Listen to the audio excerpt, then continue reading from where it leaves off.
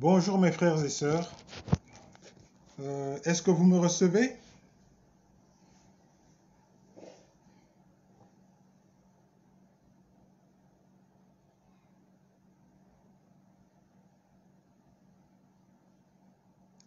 Allô?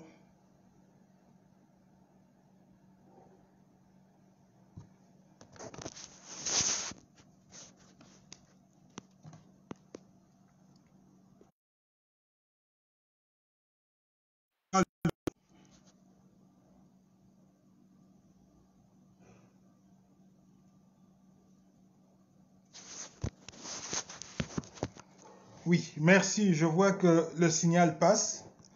Je vous salue tous dans le nom du Seigneur Jésus-Christ. C'est encore une grâce pour nous de pouvoir nous retrouver autour de la parole.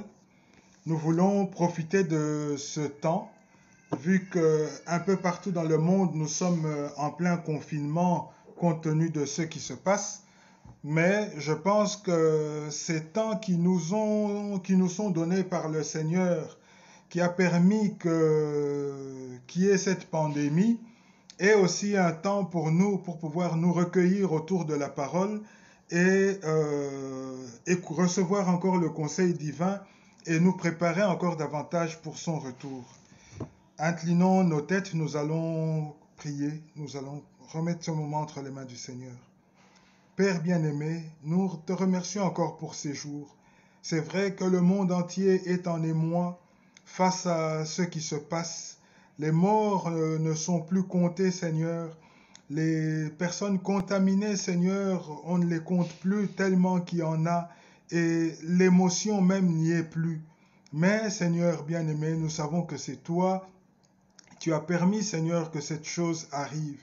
Tu aurais pu l'empêcher, mais tu as permis que cette chose arrive. L'homme a pu se rendre compte combien il est faible, Seigneur.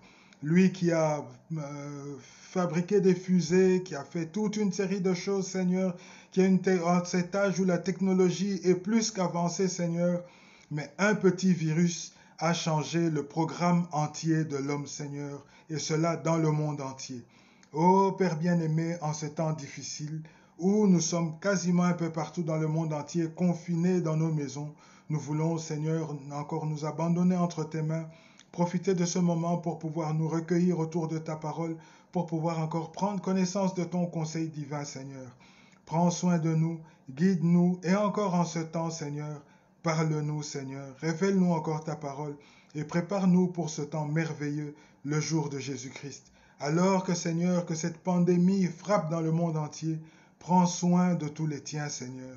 Toi, tu as dit dans ta parole que tu nous as guéris de toutes nos maladies, Seigneur, par tes plaies à Golgotha. Tu as dit encore dans ta parole, Seigneur, que quand la contagion va frapper dans le pays, Seigneur, que nous ne soyons pas inquiets, que nous puissions regarder à toi. Ainsi, Seigneur, accomplis encore ta parole au milieu de ton peuple en ce jour. Merci encore pour tout, pour tes bienfaits. C'est dans le nom de Jésus-Christ que nous t'avons ainsi prié. Amen. Que le Seigneur soit encore loué pour ces temps. C'est vrai que ce sont des temps qui sont vraiment troubles, où l'homme ne sait où mettre sa tête. Il regarde les événements qui arrivent alors que la médecine est quasiment, je dirais, à la pointe, que non seulement la médecine est à la pointe, la technologie, que les gens font des merveilles dans tous les plans. Mais aujourd'hui, un petit virus a changé le programme non seulement d'un pays, mais de toutes les planètes, de tous les pays au monde. Les gens ne savent où mettre la tête. Les morgues sont devenues insuffisantes. Les camions frigorifiques sont transformés en morgues aujourd'hui. Le nombre de contaminés, on ne les compte plus. Et c'est tout le monde qui est dans la crainte, dans l'émoi. Et en ce temps-ci, j'ai vu des images sur l'Italie où les gens sont sortis dans la rue, ils se sont agenouillés pour pouvoir implorer le secours divin, parce que l'homme a pu se rendre compte combien il est faible. L'Écriture dit que nous ne sommes que poussière, nous sommes faits de poussière et nous retournerons à la poussière. C'est ce que disent les Saintes Écritures. Dieu a mis l'homme sur terre pour un temps. Ce n'est pas pour l'éternité. L'homme a été mis sur la terre pour un temps. Et cette terre même, elle est là pour un temps. Parce que l'Écriture dit dans le livre de Pierre qu'un jour, elle sera embrasée par le feu. Donc, nous savons, Seigneur, nous savons, mes frères et sœurs, que toutes ces choses passeront. Mais gloire soit rendue à Dieu. Parce que nous, dans hommes que nous sommes, simples comme nous sommes, mais nous avons trouvé grâce aux yeux de Dieu. Dieu s'est révélé à nous, Dieu nous a fait connaître sa parole, non seulement sa parole, mais Dieu nous a fait connaître son plan. Non seulement il nous a fait connaître son plan, mais encore plus merveilleux, il nous a inclus dans son plan et nous sommes participants de ce que Dieu fait aujourd'hui.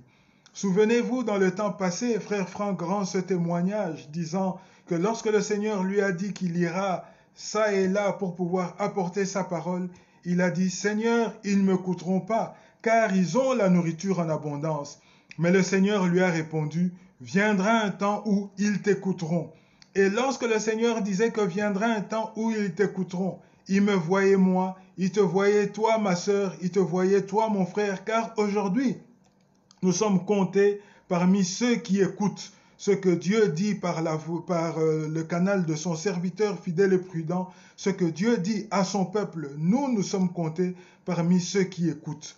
Donc déjà dans le plan de Dieu, Dieu savait. Il voyait déjà qu'en cet âge mauvais, cet âge d'Apocalypse où le crime a atteint son comble, où les mœurs sont dépravées comme pas possible, mais Dieu voyait en ce temps qu'il y aurait des hommes et des femmes qui, malgré tout ce qui se passe, regarderaient à lui et auraient dans leur cœur le désir de pouvoir marcher conformément à sa parole.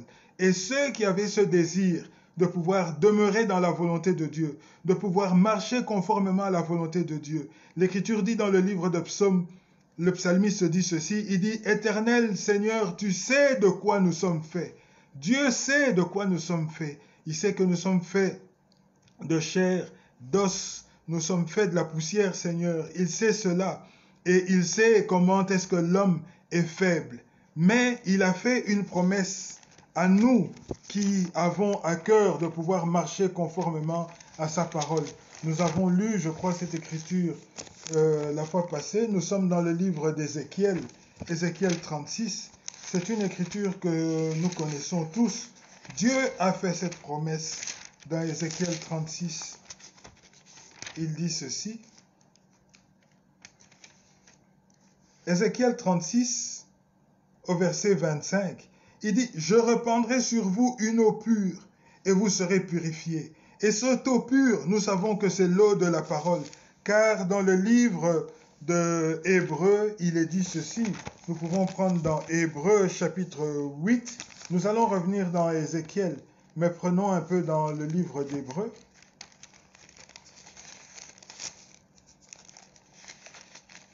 Hébreux au chapitre 8.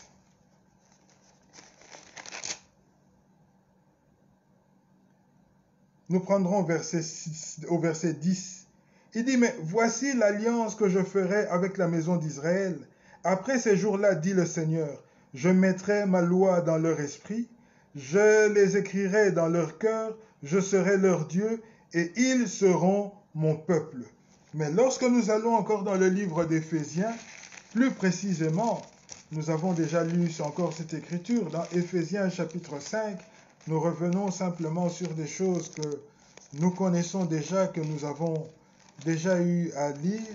Nous sommes dans Éphésiens chapitre 5. L'Écriture dit ceci.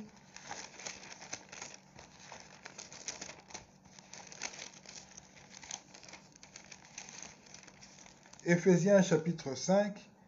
Il dit au verset 25, « Marie, que chacun aime sa femme, comme Christ a aimé l'Église. Il s'est livré lui-même pour elle, afin de la sanctifier en la purifiant et en la lavant par l'eau de la parole, pour faire paraître devant lui cette Église glorieuse, sans tache, ni ride, ni rien de semblable, mais sainte et irréprochable. » Remarquez ce qui est dit au verset 26, il dit « afin de la sanctifier en la purifiant et en la lavant par l'eau de la parole. Et c'est ce que nous venons de lire dans Ézéchiel chapitre 36 au verset 25. Il dit, je répandrai sur vous une eau pure. Et cette eau, c'est l'eau de la parole. Chaque fois que la prédication de Christ nous est apportée, au sein de cette prédication, Christ nous est dépeint. Chaque frère, chaque sœur peut contempler l'image de Christ.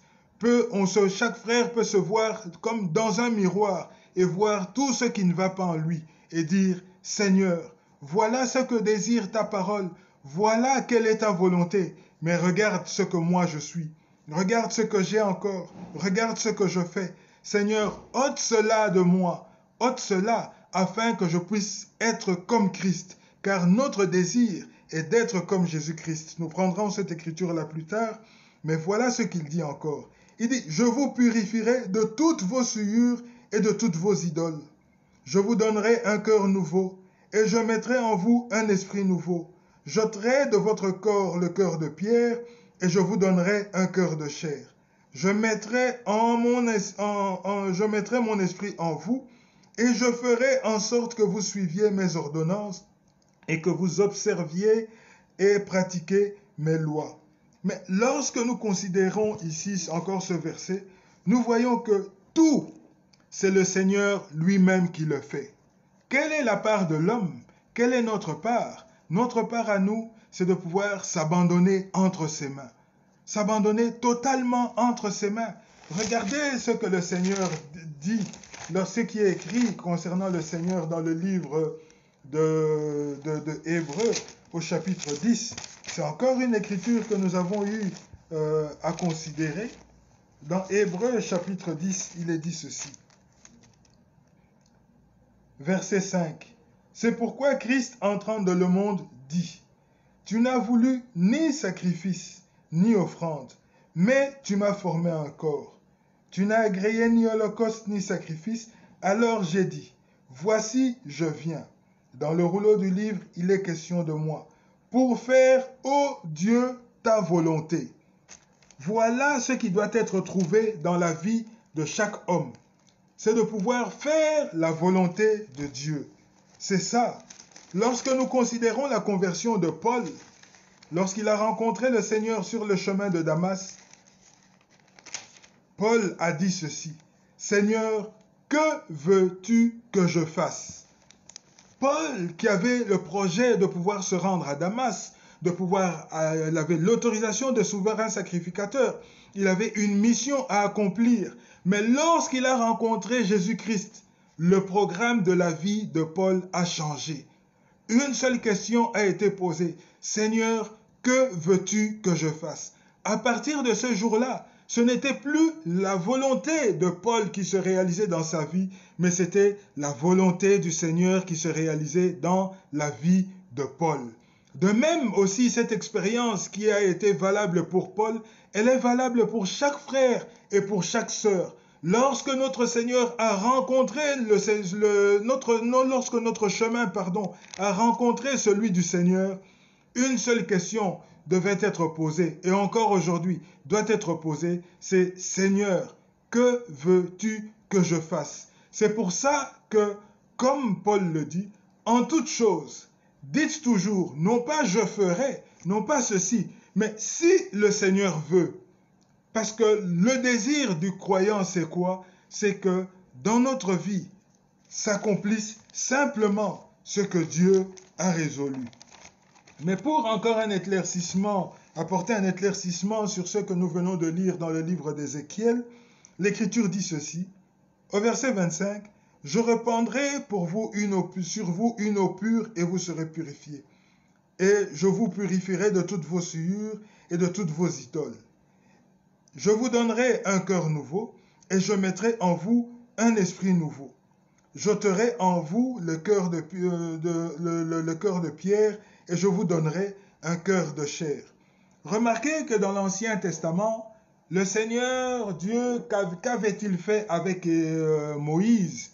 Il avait écrit avec son doigt sur les tables de pierre. Ce que le Seigneur avait écrit sur les tables de pierre avait traversé les tables de part en part. Et lorsque Moïse soulevait les tables de pierre, tout le monde pouvait lire ce qui était écrit sur ces tables de pierre. Tout le monde pouvait lire la parole de Dieu qui était écrite sur les tables de pierre. Mais aujourd'hui, le Seigneur n'écrit pas sur les tables de pierre, mais il écrit dans le cœur. La parole est écrite dans le cœur. Il nous a ôté le cœur de pierre, ce cœur incrédule qu'on avait, et il nous a donné ce cœur de chair avec lequel nous sommes capables de pouvoir croire en sa parole. Et c'est dans ce cœur que le Seigneur écrit sa parole. Et lorsque la parole de Dieu est écrite dans le cœur de l'homme, quand cet homme marche, les hommes peuvent voir au travers des actes de cet homme, au travers de ses paroles, au travers de ses gestes, on peut voir la parole de Dieu qui est écrite dans le cœur de cet homme. C'est pour ça que nous disons toujours que le premier témoignage d'un croyant, ce n'est pas une déclaration, ce n'est pas porter un vêtement sur lequel il est écrit Jésus, Jésus, ce n'est pas un vêtement sur lequel il est écrit des versets bibliques. Non, le premier témoignage, c'est sa vie. Avant même qu'il ait ouvert la bouche. Mais quand on voit la manière dont il vit, quand on voit la manière dont il s'exprime, on peut voir que cet homme est différent des autres hommes. Souvenez-vous de Pierre, alors qu'il n'était même pas encore baptisé du Saint-Esprit. Mais lorsque le Seigneur a été arrêté, Pierre s'est retrouvé au milieu de la foule, autour d'un feu. Les autres étaient en train de faire des commentaires, étaient en train de parler, de discourir sur ce qui était en train de se passer à Jérusalem en ce temps-là. Et lorsque Pierre a ouvert la bouche, ces hommes se sont retournés et ils lui ont dit, toi, tu es un des leurs. Pourquoi? Parce que son langage était différent des langages des autres. À force d'avoir rencontré l'homme Jésus-Christ, qui est lui-même la parole, à force d'être demeuré à côté de lui, d'avoir écouté ce que l'homme Jésus-Christ disait, quand Pierre parlait, son langage était semblable le langage d'un croyant, le langage d'un homme qui avait été Jésus. Et rien que par ce langage, on a pu reconnaître que lui était différent de ceux qui étaient dans la masse. Mais il en a encore de même avec nous aujourd'hui, pour chaque croyant. Lorsque un croyant s'exprime, lorsqu'il parle, lorsqu'il ouvre la bouche, on se rend compte que cet homme est différent des hommes du monde. Cet homme a quelque chose de particulier. Et cette chose qui est particulière, c'est quoi? C'est que cet homme a rencontré le Seigneur Jésus-Christ. Cet homme a fait une expérience avec Jésus-Christ. Cet homme a reçu un cœur de chair. Cet homme a reçu un esprit nouveau, un esprit qui lui révèle la parole de Dieu. Cet homme a pu croire au Seigneur Jésus-Christ et ainsi son langage est différent du langage des hommes du monde. Au verset 26, il dit ceci, « Je vous donnerai un cœur nouveau et je mettrai en vous un esprit nouveau. J'ôterai votre cœur de pierre. » Ça, nous avons déjà lu. Allons maintenant directement au verset 27. Il dit, « Je mettrai mon esprit en vous et je ferai en sorte que vous suiviez mes ordonnances et que vous observiez et pratiquiez mes lois. » Remarquez que dans les premières portions d'écriture que nous avons lues, il est dit « Je mettrai mon esprit en vous ». Là, il s'agit de la nouvelle naissance. Celui qui naît de nouveau, il naît d'eau et d'esprit. Et il a de l'esprit en lui, et c'est l'esprit de Dieu qui lui montre que telle chose est mauvaise, telle chose est bonne. C'est l'esprit de Dieu qui condamne ce qui n'est pas correct à la parole en lui. C'est l'esprit de Dieu qui lui révèle la parole. Mais lorsqu'il en arrive au verset 27 et qu'il dit « Je mettrai mon esprit en vous », ici il s'agit du scellement du Saint-Esprit. Et remarquez ce qu'il dit « Et je ferai en sorte que vous suiviez mes ordonnances et que vous observiez et pratiquiez toutes mes lois. » Il dit, vous habiterez le pays que j'ai donné à vos pères. Vous serez mon peuple, je serai votre Dieu. Je vous délivrerai de toutes vos souillures. J'appellerai le blé et je le multiplierai. Je ne vous enverrai plus la famine. Je multiplierai le fruit des arbres et le produit des champs, afin que vous n'ayez plus l'opprobre de la famine parmi les nations. Maintenant, remarquez, celui qui a fait une expérience avec le Seigneur, celui qui a reçu un cœur nouveau, celui qui a reçu l'Esprit de Dieu, celui qui a en lui ce témoignage que ce qu'il est aujourd'hui, c'est grâce au secours divin. Comme pouvait dire un frère, je ne suis plus ce que j'étais. Je ne suis plus ce que j'étais par la grâce de Dieu. Je ne suis pas encore ce que je dois être, mais je ne suis déjà plus ce que j'étais. Et alors, il dit ceci, lorsque cet homme a fait cette expérience, alors là, maintenant, on entre dans l'application du verset 31 qui dit ceci. Alors, vous vous souviendrez de votre conduite qui était mauvaise et de vos actions qui n'étaient pas bonnes. Vous vous prendrez vous-même en dégoût à cause de vos iniquités et de vos abominations. Ce n'est pas à cause de vous que j'ai agi de la sorte, dit le Seigneur l'Éternel. Sachez-le. Ayez honte et rougissez de votre conduite, maison d'Israël. Remarquez ici que le croyant, lorsqu'il a expérimenté la grâce, il a honte des mauvaises actions. Ce n'est pas comme certaines personnes le disent. Non, parce que Dieu nous fait grâce, parce que nous sommes au temps de la grâce, alors nous pouvons marcher comme nous voulons. Non, pas du tout. Celui qui a expérimenté la grâce, celui qui a expérimenté le pardon divin, il a honte de ses mauvaises actions et il a à cœur de ne plus jamais y retourner. Et chaque fois qu'il commet un forfait, qu'il commet un manquement, c'est le cœur repentant qu'il va auprès du Seigneur parce qu'il est triste d'avoir commis cet acte-là. Et il vient au pied de la croix. Il vient auprès du Seigneur pour pouvoir implorer la grâce, implorer le secours divin afin que cela lui soit ôté. Les Saintes Écritures disent ceci dans le livre de Jérémie, je crois, ou d'Ecclésiaste. Il dit, mais est-ce que l'Éthiopien peut changer la couleur de sa peau? Remarquez les hommes noirs. Ils ont pris des produits, ils ont mis de l'hydroquinone dedans, ils se sont mis sur la peau, ils sont devenus clairs de peau, mais à un certain moment, le cancer de la peau les a rejoints. Et quand le cancer de la peau les a rejoints, ils ont abandonné le produit. Et à peine qu'ils ont abandonné le produit, tout le teint clair disparaît et c'est le teint noir qui revient. Donc même notre vécu nous montre que l'Éthiopien, donc l'homme noir, ne peut pas changer la couleur de sa peau. De même, l'Écriture dit encore, est-ce que le léopard peut enlever les couleurs de ses taches, ôter ses taches? Ce n'est pas du tout possible. Et ça, c'est l'homme face à sa situation. C'est pour ça que le Seigneur dit ceci, vous tous qui êtes chargés. Quand il dit vous tous qui êtes chargés, le poids n'est pas déterminé. Peu importe ton poids, le poids que tu as, qu'un frère, qu'une sœur, qu'un pasteur, qu'un prédicateur, qu'un prophète ou je ne sais pas qui ne peut pas porter, le Seigneur peut le porter. C'est pour ça qu'il dit, vous tous qui êtes chargés, venez à moi. Alors là, mon frère, ma sœur, ne laisse même pas 1 gramme. Amène tout au Seigneur parce que le prix a déjà été payé à Golgotha pour que nous soyons libres de toutes ces choses. Alors, chacun a ce droit, ce devoir même de pouvoir tout amener au Seigneur pour pouvoir être libéré de tout cela. Aujourd'hui, encore est le jour de grâce, c'est le jour du salut où il nous appelle pour pouvoir recevoir toutes ces choses, recevoir la grâce, recevoir la miséricorde. Dans Romains 8, il est dit ceci. Dans Romains chapitre 8, allons dans le livre de Romains, au chapitre 8, nous allons considérer une écriture.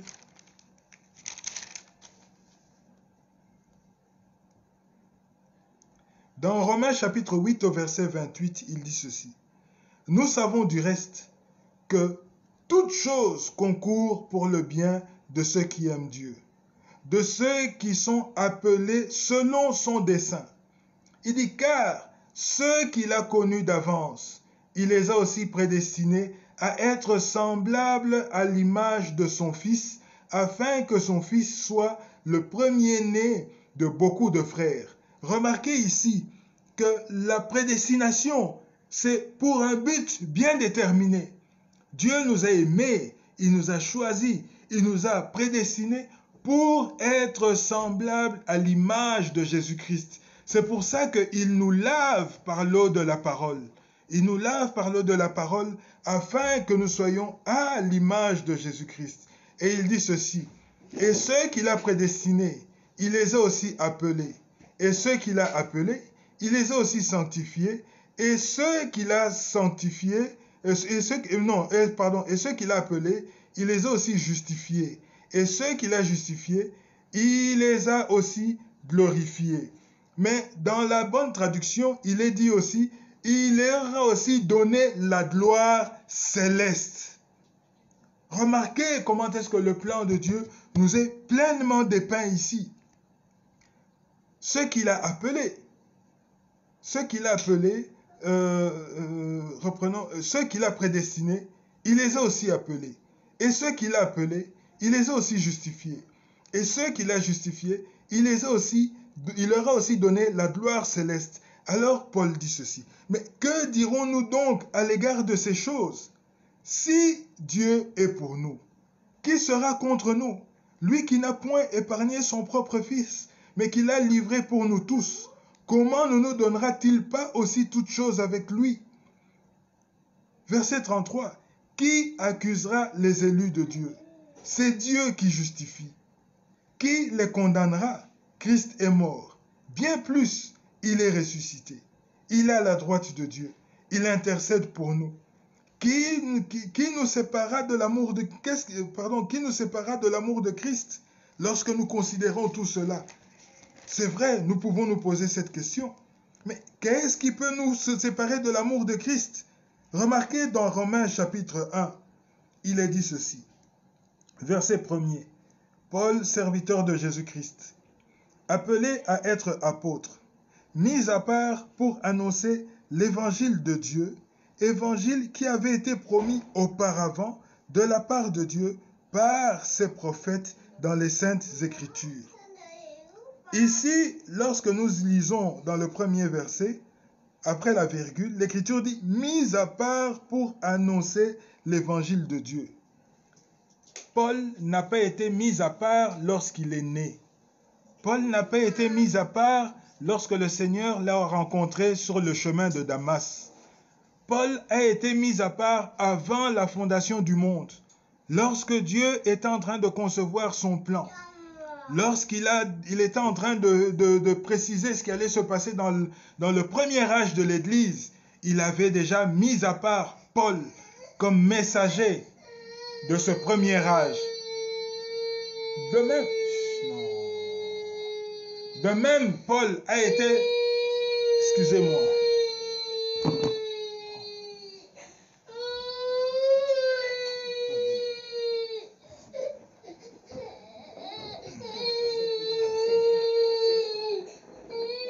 Excusez-moi, frères et sœurs, on ne sait pas tout contrôler, mais que cela ne perturbe personne. Donc, Paul n'a pas été mis à part lorsqu'il est né. Paul n'a pas été mis à part lorsque le Seigneur l'a rencontré sur le chemin de Damas.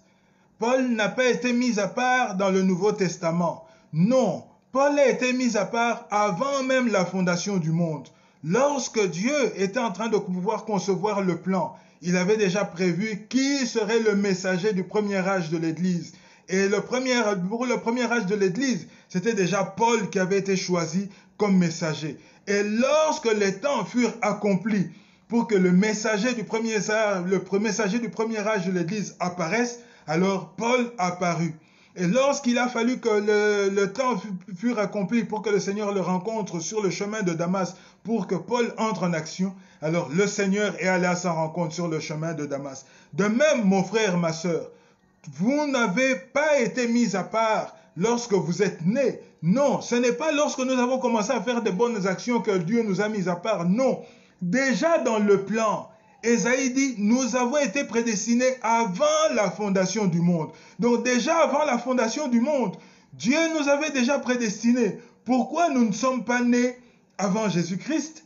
Pourquoi nous ne sommes pas nés à l'an 1000 ou je ne sais pas, au cours du deuxième ou quatrième âge de l'Église? Non, parce que Dieu nous avait déjà déterminés comme les vainqueurs, les croyants du dernier âge de l'Église. C'est comme ça que nous sommes nés en ce temps et que la parole nous a été apportée et que chacun, individuellement, en son temps, a pu faire une expérience personnelle avec le Seigneur. Il a pu croire au Seigneur, donner sa vie au Seigneur et ce jour-là, la vie d'un chacun a eu à changer conformément au plan que Dieu avait déjà résolu avant la fondation du monde. Donc ici, lorsque nous lisons Paul, serviteur de Jésus-Christ, appelé à être apôtre, mis à part pour annoncer l'évangile de Dieu, il avait déjà été mis à part dans le plan. Et évangile qui avait été promis auparavant de la part de Dieu par les saints prophètes dans les saintes écritures. Il concerne son fils, né de la postérité de David, selon la chair, déclaré fils de Dieu avec puissance, selon l'esprit de sainteté, par sa résurrection d'entre les morts, Jésus-Christ notre Seigneur. Il dit, par lui, nous avons reçu la grâce et l'apostolat pour amener en son nom à l'obéissance de la foi tous les païens. Remarquez que l'obéissance de la foi va avec l'obéissance. Comment un homme peut dire qu'il croit au Seigneur Jésus-Christ, mais quand on lui dit « va aux eaux du baptême », il refuse. C'est que tu n'as pas encore bien cru, ou tu n'as pas cru comme il faut. Parce que lorsque nous allons dans le livre des Actes, tous ceux qui ont cru sont allés aux eaux du baptême. Ils n'ont pas hésité. Ils sont allés aux eaux du baptême parce qu'ils ont cru. C'était la manifestation de leur foi. Quand Abraham, le Seigneur Dieu lui a parlé, il lui a demandé de sortir. Mais la preuve qu'Abraham avait cru, c'était quoi? C'est qu'Abraham a fait ses bagages. Il est sorti. Mais alors, comment un homme peut dire qu'il croit en la parole de Dieu, mais pour aller aux eaux du baptême, il dit, non, frère, je réfléchis encore, je ne suis pas encore prêt. Non, là, le malin est en train de te tromper. Tu ne seras jamais prêt. Que veux-tu changer en toi? Chaque nouvel an, les gens prennent des résolutions. Ah, moi, cette année, 2019, ça sera... 2019 est passé et on l'a retrouvé dans les mêmes choses. Moi, 2020, en tout cas, ça sera 2020. On est encore au mois de mars. Vous verrez qu'il est encore dans les mêmes choses. L'homme ne peut pas changer sa nature. Il a besoin du secours divin. Il a besoin de l'intervention divine. Mais comment veux-tu que le Seigneur... Et c'est de ça qu'il s'agit. Il s'agit de pouvoir venir au Seigneur tel qu'on est pour pouvoir recevoir son secours et être secouru. Il dit ici, pour amener en son nom à l'obéissance de la foi tous les païens, parmi lesquels vous êtes aussi, vous qui avez été appelés par Jésus-Christ, à tous ceux qui sont à Rome, sont bien, nous ne mettons pas seulement à Rome, en Belgique, à Bruxelles, à Kinshasa, à Orléans, dans tous les pays du monde, sont bien aimés de Dieu et saints par vocation. Frères, sœurs, comprenons cette chose. Remarquez que l'Écriture dit ceci.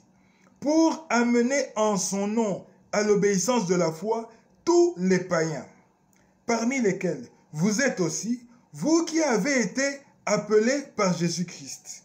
Remarquez, on parle de païens, appelés par Jésus-Christ, mais tous ceux qui sont à Rome et qui sont bien aimés de Dieu et qui sont saints par vocation. Quand l'Écriture dit saints par vocation, cela veut dire que rien que par l'appel, donc nous qui étions païens avec nos souillures, avec nos manquements et tout, mais rien que par l'appel de Jésus-Christ, nous sommes déjà déclarés saints. Parce que par cet appel-là, le Seigneur ne voit pas l'état dans lequel nous sommes, mais il voit déjà le but où il nous conduit. C'est à cela que le Seigneur voit. C'est pour ça que l'Écriture dit que parle dans un autre livre que cet évangile est prêché parmi les parfaits. Lorsque Paul disait cela, il voyait déjà il voyait déjà le produit de l'œuvre de Golgotha en chaque croyant. Il regarde, il dit, oh, ils sont ceci, ils sont ce qu'ils sont, ils ont encore des manquements. Il dit, mais ce n'est rien. Parce que ce qui devait être fait pour qu'il soit à l'image de Jésus-Christ a déjà été fait.